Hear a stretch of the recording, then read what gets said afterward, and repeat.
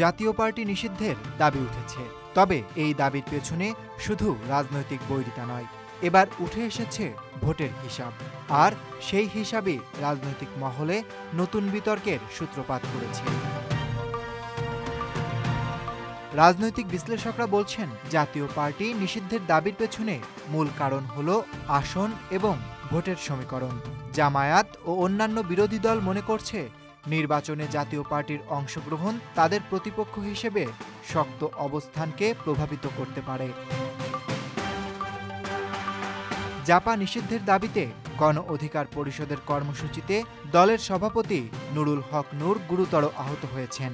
এদিকে বিএনপি স্পষ্টভাবে জানিয়েছে, তারা কোনো রাজনৈতিক দল নিষিদ্ধের পক্ষে নেই এবং জনগণই সিদ্ধান্ত গ্রহণের একমাত্র অধিকারী। জাতীয় পার্টির নেতা শামীম হায়দার পাটোয়ারি বলেন, জাতীয় পার্টি নির্বাচনে তাদের ভোট ও পরিচিতি দিয়ে গুরুত্বপূর্ণ ভূমিকা রাখে।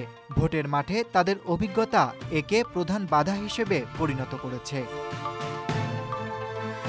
১৯৮৬ সাল থেকে শুরু করে সাম্প্রতিক নির্বাচনের তথ্য দেখায়, জাতীয় পার্টির ভোট এবং আসনের হার কমলেও ভোটের হিসাব অনুযায়ী তারা এখনও রাজনৈতিক প্রভাবশালী। জামায়াতের সঙ্গে নির্বাচনী সমঝোতার ফলে ভোটের মাঠে তাদের অবস্থান গুরুত্বপূর্ণ।